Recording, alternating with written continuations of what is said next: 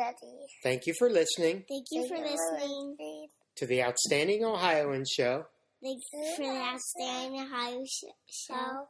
Hosted by my daddy. Hosted by my daddy. Thank you, Ryan and Sawyer, for that great introduction. Indeed, this is the Outstanding Ohioans Show. I believe Ohio and the people of Ohio have an incredible, wide-ranging, and proud impact that needs to be shared with the world. And it's always been that way throughout the history of the United States. The job of the Outstanding Ohioans podcast is to share these remarkable success stories with an intelligent and curious audience. The Outstanding Ohioans podcast connects to highly accomplished people in all walks of life and shares their secrets to success. And today we've got another great success story to share with you. Thank you for listening, and please leave your comments on iTunes, Stitcher, or the blog post. Thank you for listening. Have a great day.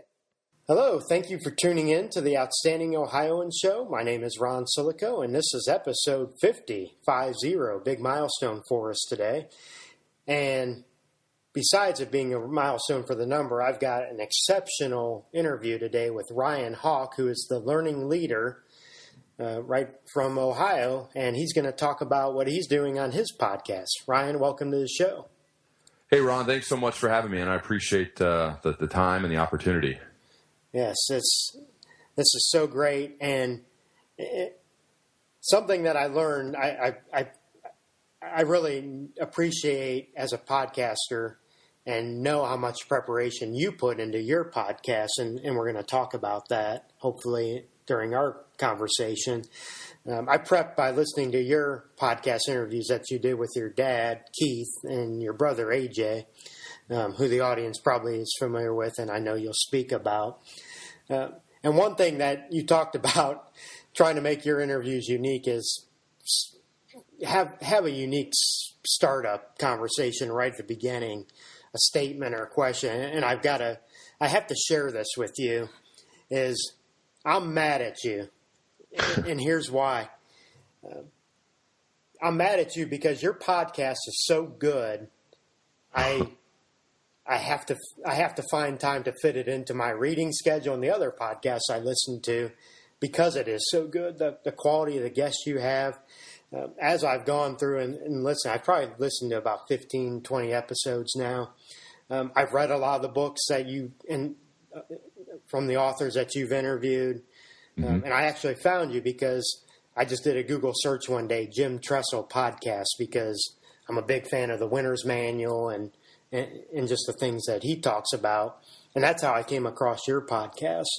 So it's something that I want to encourage my audience to go to and check out. And I know you'll talk about more down the line here. But I had to share that with you because it is so good. Thank you.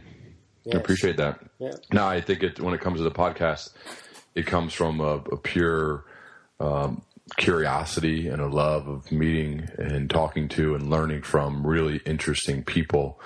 And so it's certainly when you love doing it, I think I love every aspect of it, the prep, the prospecting to find and speak with incredible people, and then to learn directly from them, and then to get the opportunity to share that with the world and receive the feedback like I'm very fortunate to get on a daily basis from fans and friends from all over the world about how a podcast episode potentially impacted their life. Man, there's nothing better than that for me, and that's what it's all about. Yeah, and I think exactly the same way, and that's one of the reasons I'm so excited to have this conversation, because one of my intentions with the Outstanding Ohioans podcast is I'm a lifelong Ohioan. I love the state of Ohio. Frankly, I think Ohio's underrated nationally for the contributions we make locally, regionally, and nationally. And I wanted to share those stories mainly for my children. I know we'll talk about your 5 daughters, but I have a 5-year-old and 3-year-old boy. And one of the things I wanted to give them was a inspiration of place and an inspiration of hope. But down the line that they can listen to the show and just hear about great things Ohioans are doing. And you certainly fit that mold. Oh, I think it's there's nothing more powerful than children, and they certainly have inspired people to do some incredible things. And so I'm right there with you. Yep. So I wanted to get into talking about the audience is going to hear that, and you've already touched on it. You're a learner. You're inspired by people who lead. You're in that space yourself, influencing others. Growing up, can you talk about, for the audience, where you grew up, the type of family environment you had, the community, and some of the role models that you had that helped influence you? Sure. I grew up in Centerville, Ohio. It's where I currently live. I went to Centerville High School. As far as role models, first and foremost, I'm very fortunate to have two incredible parents, my mom and my dad, who I still speak with on a regular basis. They've I think, done a great job of putting me and both of my brothers in great positions to be successful. And then they've also done a good job of letting us figure it out sometimes. As a parent, I think it's really important that you put your children in those positions, because if you're the helicopter style where you're willing to go and always just pick them up off their bike or whatever it may be, that can I think hinder your children later on in life. So I mean, I think our job as dads here is to put our children in a position to be successful once we are, without us, really, essentially. And so that's what my parents did for me. I had incredible coaches along the way. My dad was my coach for many years. I got to high school and had played for two legends, Coach Bob Gregg and Coach Ron Ollery. Those are my football coaches. And then they've had more of an impact on my life than just about anybody outside of my family, my direct family. And so I'm very fortunate to have them. They helped push me when it came to football, and that's what helped led to me earning a college scholarship, and really what propelled me to everything that I would do during college as well as post-collegiate years. Something that I learned from those podcasts I referenced earlier, Ryan, you were an elite athlete, certainly your brother as well. There's so much push for specialization growing up. You did the opposite, not only in the wide range of sports that you participated in, but talk about how you, through your parents and yourself, you also sought higher levels of competition. In a couple of different ways. First of all, I think there's an interesting stat that came out. The NFL draft just happened recently, and of the players that were drafted in the first round, I believe over 90% of them played more than one sport in high school. So when it comes to specialization with your sport, it's just, I don't know a better word to use for it other than it's incredibly stupid to do that. So if you're a parent, put your kids in all of the sports, encourage them to continue playing as long as humanly possible. Growing up, specifically AJ and I were basketball, baseball, football, swimming, tennis, golf, ping pong. I mean, every sport you could think of, we played all the time. And I think that helped develop the competitiveness and the drive and the fire to win. And I don't think there's anything wrong with having and creating a desire to win. And that was built through year-round competition, not year-round practice, but year-round competition. It's an important distinction that people, I think, should really consider. It's not getting a specialized coach to work you out in a gym one-on-one in the off-season. It's playing baseball. It's playing basketball. I mean, AJ, for being as good as he is at football, was a phenomenal point guard on the basketball team, the best baseball player on the team, the best pitcher, the best hitter, all of that. And that was because we were competing year round.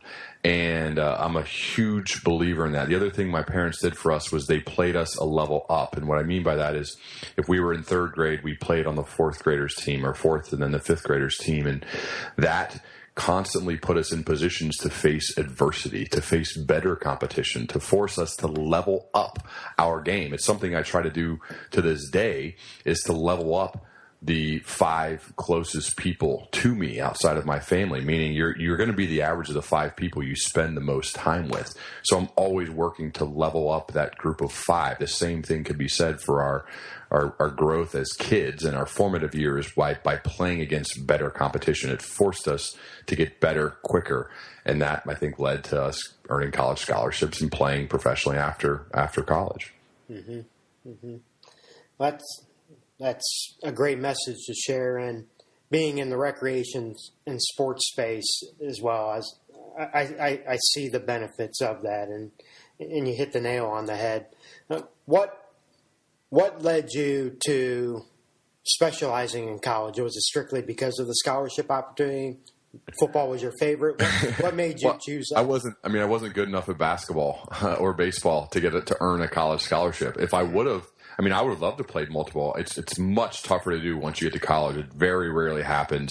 You could probably think of the people on one hand of who actually successfully is able to play more than one sport. I think once you get to college, you're at an age now where, and also too, I don't need to get into all the details around scholarships, but it can only count for one sport. So, for example, at Ohio University, we had a guy who played football and basketball. He's a great player. His name's Thomas Stevens from Springfield here. I played against him in high school, and Thomas was a phenomenal athlete, but the scholarship only counted for football. So the coaches that were not a big fan of him missing all of our workouts, missing spring practice, missing these things when he's on a football scholarship to play basketball. And I completely understand the coaches being, wanting him to be practicing his craft year round. And so it's a little bit different once you get to college. I don't really know. When I was at Miami, I think Ben Roethlisberger could have played basketball. I think he was good enough to do it, but he didn't because he realized he was there to play football. Mm-hmm. Mm-hmm. Can you speak to your college experience and talk about how that helped you on your journey to where you are today? How much do you want me to go in depth? My time at Miami, my time transferring. I'm happy to speak to any aspect. My college years, I could write a book about it. So I'm just curious what part. I'm sure. Yeah, let me try and narrow it down. Well, talk about being at Miami. I'm very curious initially why you chose Miami. Of course, you encountered competing and playing with Ben Roethlisberger, and then talk about perhaps the decision to transfer and what were your reasons for doing that first off? Well, first I chose Miami because I think it's one of the most beautiful places in the world. I mean that. And if you took a picture of what a college campus should look like, that's what a college campus should look like. It's Miami University. I love Oxford. It's about less than an hour from my home. Mm-hmm. The coaching staff, they recruited me harder than, they showed me the love. Coach Ron Johnson, Coach Terry Hepner, the late great Terry Hepner, mm-hmm. who I love. They did an incredible job recruiting me. I loved the thought of the offense. I thought it gave me the best possible chance to play in the NFL. I loved the guys that were already there. There were so many things I loved about it.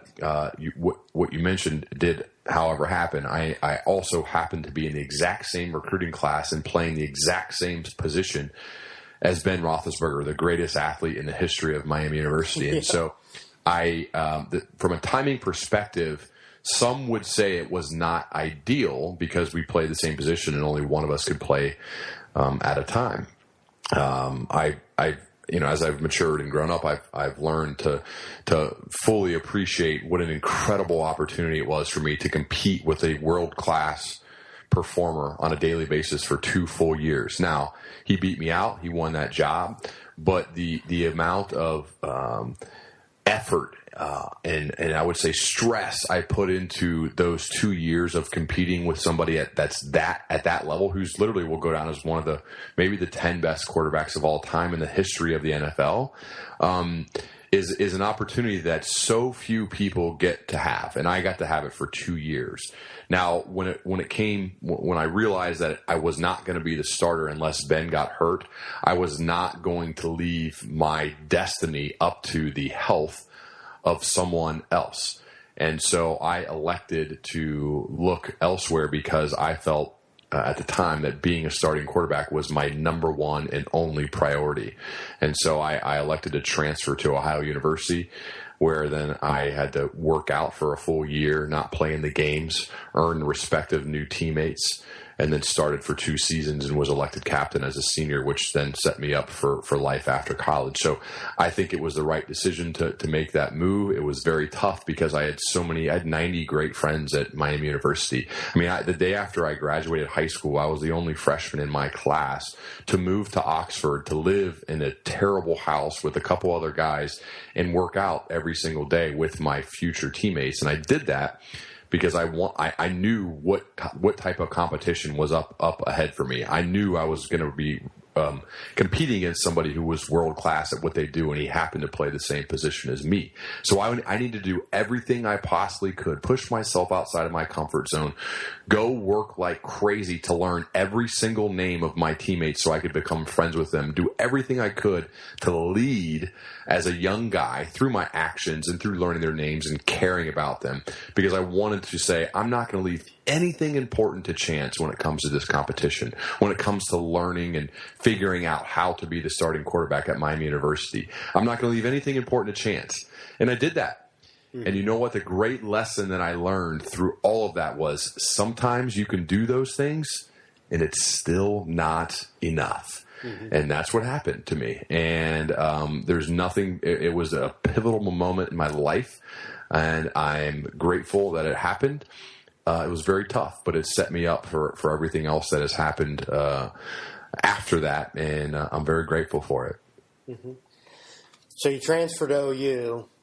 How did that experience compare to Miami, and how did you feel your career turned out overall? Well, it was really tough at the beginning because I was leaving all of my friends. I mean, I hate it. I built up, like I mentioned, I learned everybody's name within those 2.5 months of moving there after high school. And I had to leave those guys and leave all of my I love everything about Miami. I still tell people if they ask me where they should go to college, I say, go to Miami. It's incredible. But OU was such an outstanding fit for me and my personality as well. I figured out the quickest way to earn respect from your new teammates, especially when you're coming from a place that they don't particularly like, is to put your head down, to shut your mouth, and to work like crazy and work hard. And so I made it a point to work as hard or harder than anybody else in the weight room, in the film room, during spring practice, all of those things. And it eventually led to earning that respect. And so the toughest thing about OU was the fact that at times our team wasn't that great. And so we didn't win a ton of games. We had some really big highlight moments, but there were other tough moments too, which again is just like when I think of parenting, like it's very, I think your kids need to be put in positions to where they do get beat down sometimes, where they do lose, so they can feel what it's like to not win, even when you're trying your hardest. And so I've experienced some of those moments both at Miami and OU, and again, that's what's helped set me up for life after college. I have a feeling people in the audience would like to hear, because you had your dream being a college starting quarterback. You did achieve that, and then you're thinking professionally. What's the process working with NFL, the scouts, the process of getting ready for that, and then you went to an alternative route when the NFL didn't happen for you. Can you speak to that? Yeah, I mean, the preparation, I think that's all over TV now, is from a film study, weightlifting, throwing. I mean, all of that was happening, pro day, all of those things. I did all that. I got a few workouts in Buffalo and New York, Tennessee. So I went to a few different places that I was able to work out for NFL teams. Did not get signed by an NFL team. Signed briefly in the CFL, the Canadian Football League, for the Hamilton Tiger Cats. Was there for a very short time. Then was picked up in the Arena Football League and played for the Birmingham Steel Dogs. So where I was able to go down there, which was a fantastic life experience. I was there was nobody on the team who was north of Tennessee other than me, and I had to go down there and again earn the respect of these guys who I was kind of an outsider. Just a great life experience for me to move and live in Birmingham for about 6-7 months. Play that season. We again had some success, had some tough moments. but earned the respect to again be the starting quarterback, to be voted captain. I would not trade that experience for anything because I learned a lot about myself. I think just from the importance of pushing myself outside of my comfort zone, I was kind of on my way, or that helped put me on my way to where I am now. I didn't like being outside of my comfort zone before I moved to Birmingham, and I think that helped me understand how important it was to do that. And I loved it, man. It was fun. As a quarterback, too, playing in the Arena League is great because you're throwing pretty much every single play, throw a lot of touchdowns. I mean, my very first game as an Arena League quarterback, I threw more touchdowns than I ever had in any game leading up to that. And so it's that was pretty fun, and we won. So I anyone who's playing quarterback, and if you aren't able to make it in the NFL, I think it's worth it to give it a shot in the Arena League. I'm curious to find out how you dealt with this and process this. Those of us that compete athletically, it happens at different points, but eventually it stops for everybody. You can still play recreationally, but the competitives where you're just out there, that comes to an end. How did you transition into your next step of your journey, and how where were you at emotionally with that?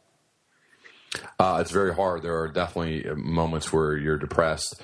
I actually go on college campuses and speak about this very moment to kids to help them prepare for this moment better than maybe I did. I was very invested in becoming a professional athlete. Did not think a lot of an alternative option, really. And so there were just extraordinarily tough moments when that was over, or when I realized that it wasn't going to happen. And emotionally, and I think a lot of people go through this. There's not really anything that can match those moments of playing in front of 107,000 people, or going on the road and at the University of Kentucky and hearing 60,000 people boo their team because we're beating them at halftime. I mean, there's nothing that can compare to those moments that you can do outside of it, or at least I haven't fully found that. However, there are things that can help you get close. The nervous anticipation I get before going up on stage to give a speech in front of a lot of people, that is a very similar feeling as I got in a locker room before I went out to play in front of a lot of people as a football player. In fact, it might even be more nerve-wracking and more anticipation to give a speech because you're not wearing a helmet, you don't have any teammates, you're up there on your own. And so I seek out opportunities to get that feeling because I think it just always innately will be a part of me that I want to feel that. And so I look for opportunities now that are going to make me nervous, that are going to make me have huge anticipation and then make me feel really great actually when I do a good job and it's over. That's how football felt for me. And so speaking has been the closest thing that has done that for me. And that's why I'm continuing to do it and continuing to work on it and get even better so that I can do more of it. Okay. Curious about hearing your perspective on this, only because it's constantly in the news, and I'm not sure why football is the only focus, because you hear about it in soccer and hockey as well. Concussions. Being a former football player, now being a parent, would you let your children play football? How do you feel about the risk and the safety and all the things that you hear about every day? Yeah, I definitely would. Only because of what it's done for both, not only me, but my whole family. I understand the risk. It's a violent game, and that's what you sign up for. I mean, I don't want my children to grow up living in a bubble. I realize that those things are going to happen. I think I've studied a ton about how to be a good dad, how to be a good husband, and I think that's one of the biggest aspects of it that I've learned when it comes to raising kids, and I already briefly talked about that. So I think when it comes to the concussion thing with football, I personally feel fine. I played up through college and a couple years after. My brother's played for 10 years after college. He, I guess we'll never fully know like the long-term effects, or at least we don't right now. We both feel fine. Is it a concern? Of course. Do I want to learn more about it? Of course. And I have, but, I think the short answer is yes. I think football has basically created just about everything for me in my life, for my younger brother as well. So I think it would be hypocritical for me to say that I wouldn't allow them to play. Mm-hmm. That's great.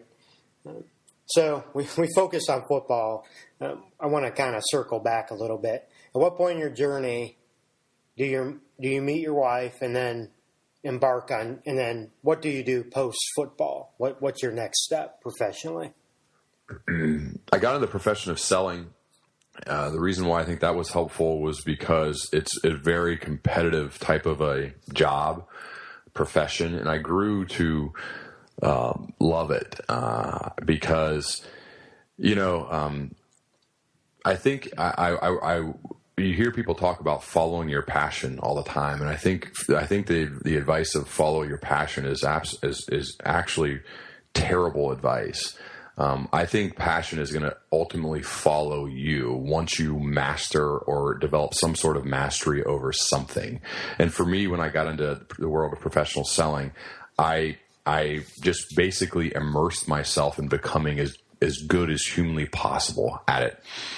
And over time, I began to have a lot of success, and I began to love it. My passion started following me when it came to that job, the people I worked around, the company I worked for, all of the leadership. And that's led to me to doing a lot of incredible things. It led to me meeting my wife. It's led to me being a leader in the corporate world. It's led to me creating and launching my podcast. So I think your passion is going to follow you if you find something that you eventually become good at, you feel some autonomy doing it. Study some of Dan Pink's work about what drive is all about. That's how you develop passion in doing what you love. And that's really, I'm still on this journey of being in a permanent beta mode, so to speak, that I like to call it, because I'm constantly learning and working on new and innovative ways to solve problems, doing experiments, trying new things. I think that's all about passion and loving what you do every day. Okay. And you had a lot of insight, I would guess, into the sales industry because your dad's in that, and he wrote a book. Can you talk about what your dad's sales philosophy is and what you gleaned from that? Well, my success can only follow the success of my customers. That's if you had to drill it down to one sentence, that's what my dad would say. And that's how he has always viewed it. That's what his book goes much deeper than that, but that's what it's about. But with that said, I didn't even realize my dad was in sales until I was done playing football. I knew where he worked. I knew he was a leader. I knew he had a lot of people that worked for him, but I didn't really fully understand what he did. I mean, I didn't have those conversations. We talked a lot about sports, and us playing them. I mean, he was not one to come home and brag about the fact that he got a promotion, or brag about how much money he made, or brag about how many people he led. He just didn't do that. He's not that type of a guy. He's a selfless servant leader. And so I didn't really even know. So I wouldn't say that I grew up even understanding how to sell anything. I didn't really do that. I focused primarily on playing sports. Okay.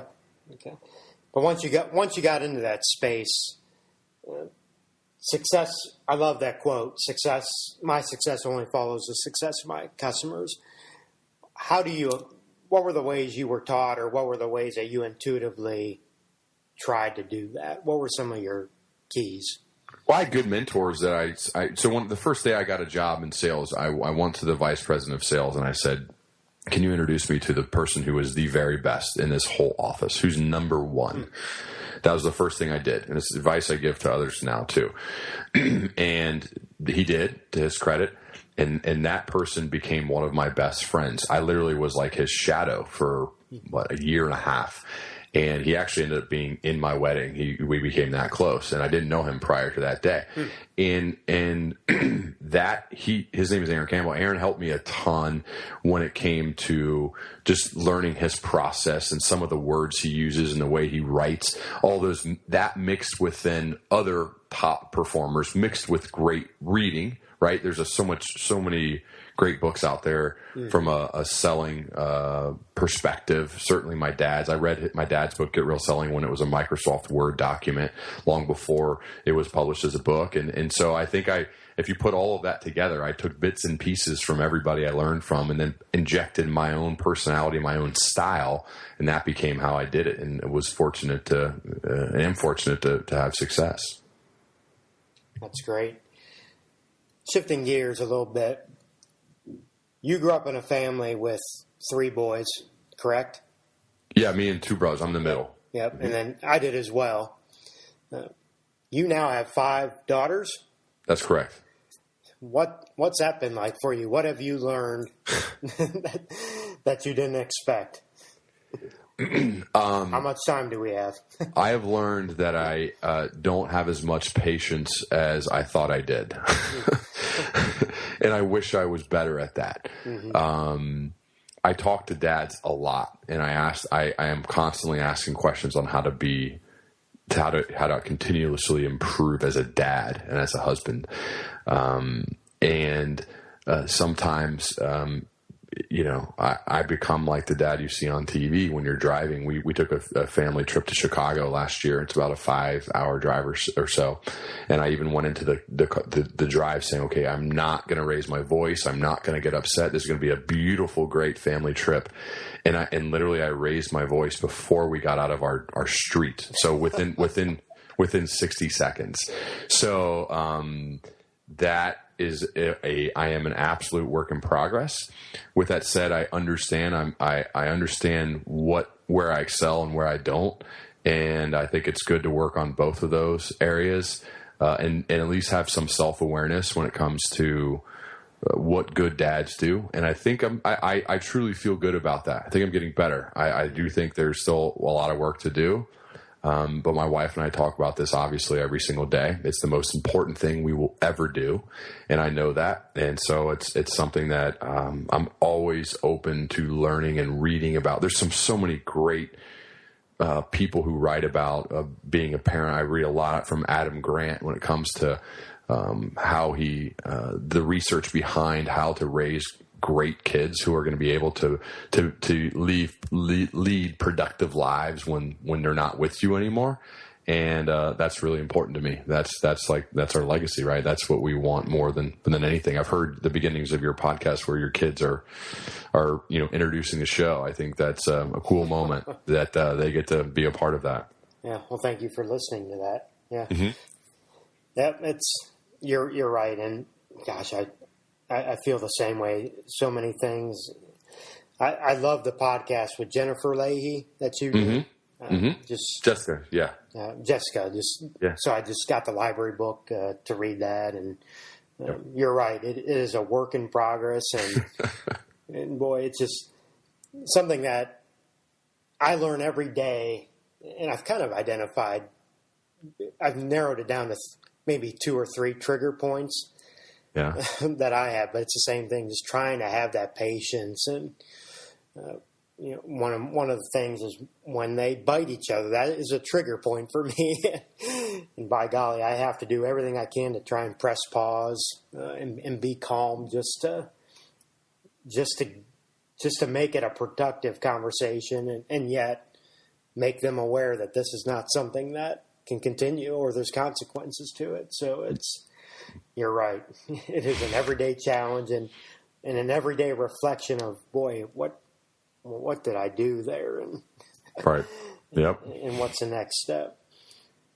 So for the audience, if you could share, you're in the sales space, and then how do you get interested in podcasting? I think you did it probably from listening to them first, and then think about how you got interested in perhaps doing your own, and what steps did you take to learn how to produce a great podcast? A couple things there. So, one, I got my MBA after my undergraduate degree, and I thought I wanted to continue to educate myself. So I actually looked into PhD programs in some form of leadership. Actually even sent in some of the early applications to the University of Chicago to do a program there. I then took a step back and looked at the curriculum and realized that I didn't want to do all of that stuff. I wanted to do some of it. And so I thought, is there a better way for me to learn about the art and science of leadership than going and getting my PhD? So remember that story, then couple it with this. I also had an incredible dinner with a guy by the name of Todd Wagner, Mark Cuban's business partner, who started broadcast.com with him, originally called AudioNet, and he sold broadcast.com to Yahoo for over $5 billion, making him and Mark billionaires. And so I had a dinner with him. I just asked him a ton of questions, and I realized that I wish I had that conversation recorded. And I thought, well, I love podcasts. I don't think I want to do this PhD program, but I wish I had conversations like the one with Todd recorded. Why don't I launch my own podcast where I go and learn from some of the greatest, most inspiring and empowering leaders in the world, and then share it with the world and see if I can make an impact on other people. So instead of just getting my PhD where I'm learning one-on-one or one in a class, I can learn, but also impact others and potentially a lot of others. And that's why I'm doing the Learning Leader Show. That's great. That's great. And I know content's so important. And I know you've interviewed John Lee Dumas. I watched a webinar, and that's how I learned how to do the structure and how to get it onto iTunes and those kind of things. For someone that's interested in learning how to podcast, what are 3 to 4 steps people can take to accomplish that? Well, there's probably more than that, but a few of the ones I would say, and I've been having a lot of these types of conversations with others, even some of my guests who want to start their own podcast. First, obviously, you figure out exactly what you want to podcast about. What's your niche? What's your space? Think of your avatar, and by that I mean, who is your ideal listener? Who is that person? Right? Okay. So from there, you get that settled. You figure out what space you want to be in. Then figure out what type of show. Are you going to do an interview show, or are you going to do one of just yourself? Then you think of ways to produce that show. Okay, getting technical. You know, we're using Skype. We use Ecamm call recorder. We can record calls via Skype. Get yourself a good microphone if possible, and then figure out if there's a big launch strategy with iTunes too that I followed. If you're going to look to launch with a bang, and that is have a number of episodes prepared for those first 8 weeks of your podcast, because that's when you qualify for a section called New and Noteworthy on iTunes. They'll literally, if your show's doing well, we'll put your podcast right at the top of New and Noteworthy in front of all these other incredible podcasts that are getting millions of listens per episode. And also that helps with getting ratings and reviews, which keeps that momentum going in iTunes, and that's what I did. So I focused on it. I recorded 22 episodes prior to launching. I released 3 per week during those first 8 weeks of New and Noteworthy. I landed in number 1 overall, New and Noteworthy, number 1 in business, number 1 in education, number 1 in society and culture, which then created this huge snowball of people and momentum who continually listened and then passed it along to their friends. So now I have hundreds of thousands of people in 103 countries all over the world listening to the show. And it started because I understood a launch strategy and understood how to get other people who didn't know who I was, which was the overwhelming majority of people, because the only people who know who I am are my friends and my family. And obviously, you need more than just them listening if you're trying to make a big impact on the world. And so I studied all that. I learned it.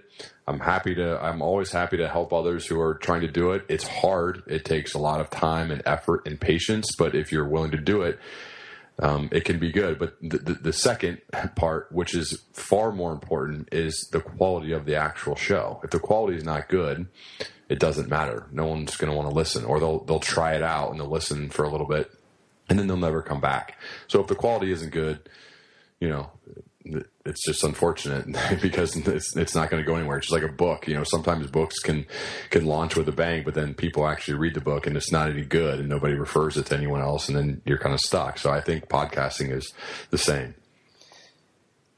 I know you've been very intentional with this. What do you hear from feedback from the people that do listen to your show? What are the takeaways that they get? And how much is that aligned with your purpose in doing the show? That's the very best thing about doing. The very best aspect of doing my podcast are those emails I get from fans who tell me the episode on negotiation helped them get a raise. The episode on career fulfillment helped them bounce back from when they got laid off and put together a resume and got their next job. Helped inspire somebody to create a blog, which created a product, which created a business, which created them the ability to leave a job that they hated. Those types of emails are literally the best, man. And so I love getting that type of feedback that someone can say, I listened to this episode was so-and-so, and it inspired me to do this. And so if it's inspiring and empowering people to take action, to actually do something, there is nothing better. Mm-hmm. That's great. That is really great. Mm-hmm. Something that I've learned through podcasting, and I wanted you to kind of elaborate on this. I know for mine, I developed an initial core list of people that I wanted to interview, and then reached out and contacted them. How did you identify people that you wanted to interview, and what was the response as you went out and did that? I created a list in Microsoft Excel of about 125 initially. That list now is over 400, and I could regularly add people. I literally, the key qualities that I look for in a guest, they have accomplished something very impressive. They have led other people in some way, shape, or form, and they can tell their story in an educational and entertaining manner. If they can do those things, that's who I want. And so it doesn't matter the specific niche in which they led. They can be an athlete, a best-selling author, great TED Talk, a CEO of New Balance. I mean, you name it, all across, a solo entrepreneur, whatever it may be. If they have those qualities, then I'll want to talk to them. And so initially I just made a list and I started cold emailing everybody. I still cold email people on a daily basis. In fact, I've already done 2 today. The difference today now, though, is I get a ton of referrals, and that helps me out a great deal. So I'll have a guest on. For example, I have Simon Sinek on, and he says, you should talk to Gary Ridge. He's the CEO of WD-40, and he embodies the exact methods of leadership that I believe in. I've talked to him. He'd be great, right? So then I go and he introduces me, and I have Gary Ridge on my show. And so I think those things regularly happen for me now, which makes it a little bit easier. But a lot of the work was done early on, and I still, as I mentioned to you, and this comes from my, I think, days of selling. There's not a day that goes by that I don't prospect. I think as a salesperson, you've got to prospect every single day. And I think if you're in the line of work that I do when it comes to, having a podcast that's going to influence millions of people, you need to be always seeking out really impressive leaders. And so that's what I do. That's great. I'm a big fan of the book Wealthy Speaker 2.0, Jane Atkinson, who I know who you just recently interviewed. Mm-hmm. Reason I bring that up is she talks about the funnel. Talk about how the podcast, besides just doing the podcast for your learning and sharing with the audience, how has that impacted you as you're trying to develop this learning leader philosophy and a business? I'm sorry, can you say that again? Sure. How doing this podcast has really launched you into becoming a speaker, developing this business of being in the leadership space?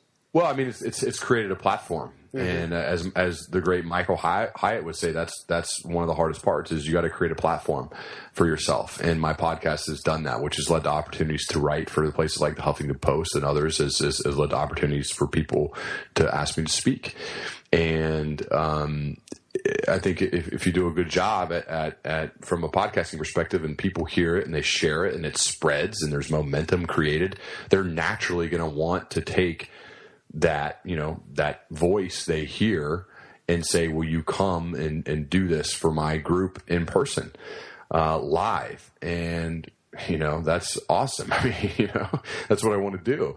And so when people do that, I really prepare for those opportunities to crush it. And so that to make sure that when I get a chance to get up in front of a group of people, that I want to have a line of people at the end of the speech coming up to me, telling me the specific way that I just impacted their life. It's just like those emails that you get them more in real time, right? It's live.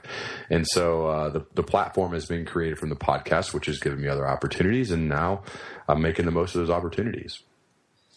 Oh, that's great.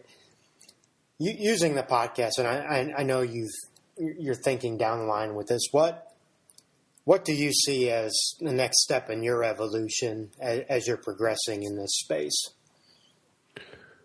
I don't know. When it comes to the podcast, I am going to continue. Me personally, I'm going to continue to double and triple down on guests and on production quality and doing. I'm updating my website, learningleader.com right now, which is going to look incredible, and there's going to be more features on it that I think my listeners and fans are going to like. There's a great article that Ryan Holiday just wrote on Tim Ferriss about the power of media when it comes to podcasting and on-demand audio, which I think is only going to continuously grow. Currently, the people who listen to podcasts now, it's about a quarter of our population in America and more so in other countries. I think it's the top level, highest earning people are the ones who actually listen to podcasts, the smartest people looking to grow and to learn, which is absolutely great. Those are the people that I want to be connecting with. That's the market I want to be talking to. That's the market the advertisers for my show want to be listening to my show. So I think there's a lot of opportunity as it continuously grows. Yeah, I heard you talk about that when you were having the conversation with AJ about just the future of podcasting and working on a college campus. That's something I'm always encouraging my student staff to do in the classes I teach, saying, after finding out, where do you want to work when you graduate?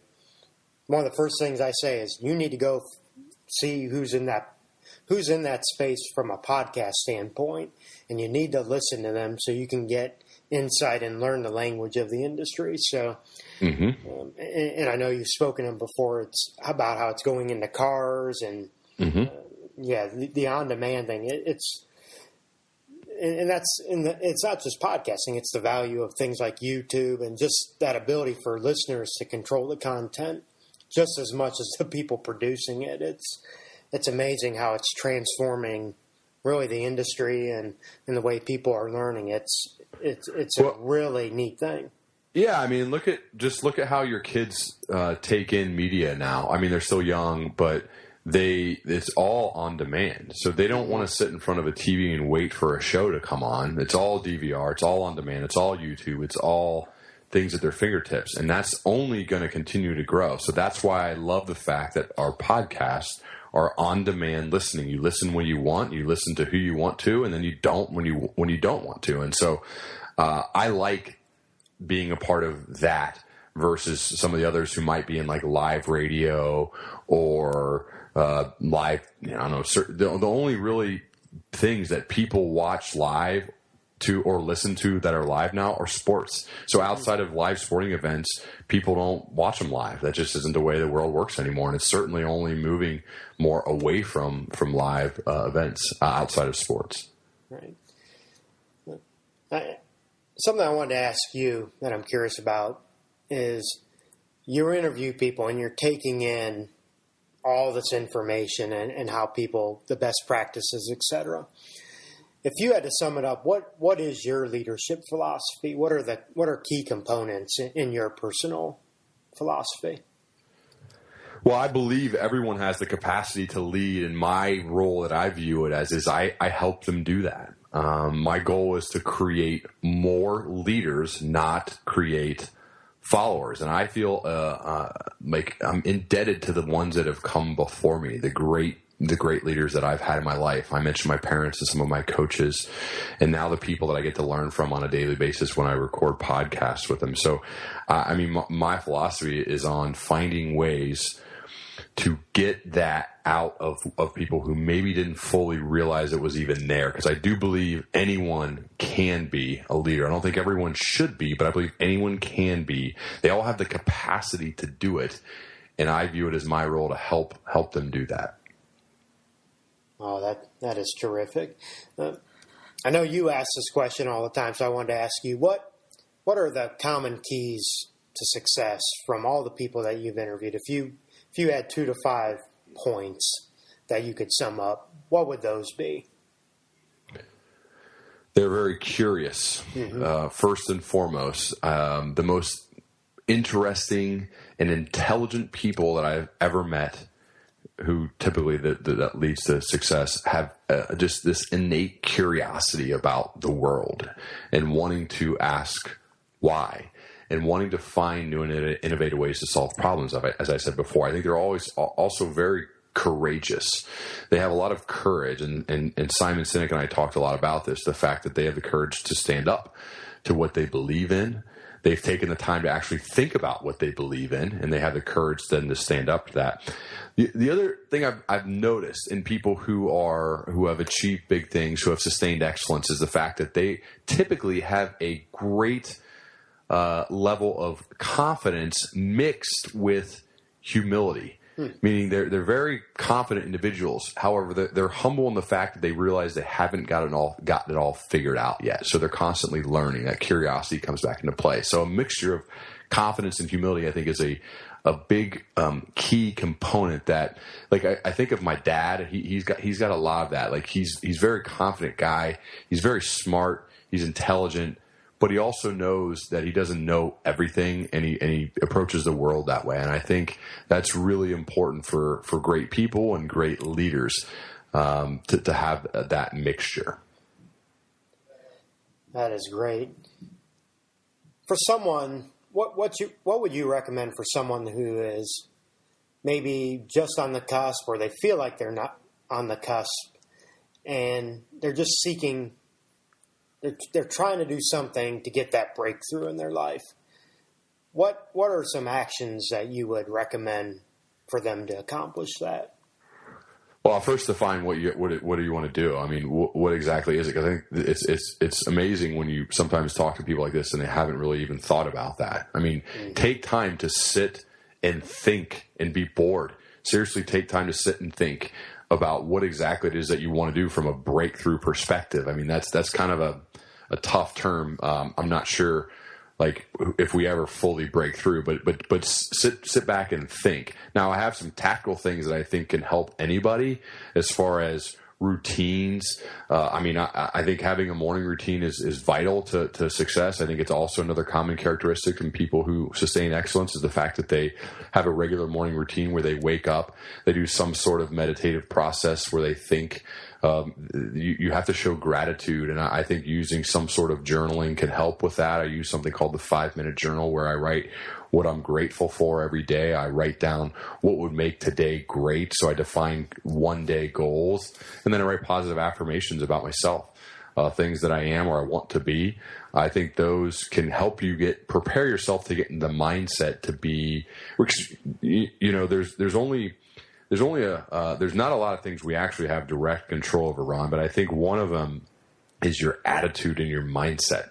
So you need to get yourself in the right frame of mind every morning as you prepare for that day so that you're intentional in your actions. And so there's a lot of tactical things I could probably go into, but that's one piece of advice that I tend to give to people because they usually don't have any sort of routine other than getting up and getting their kids ready for school and then going to work. And there's other things we can do prior to that can help us.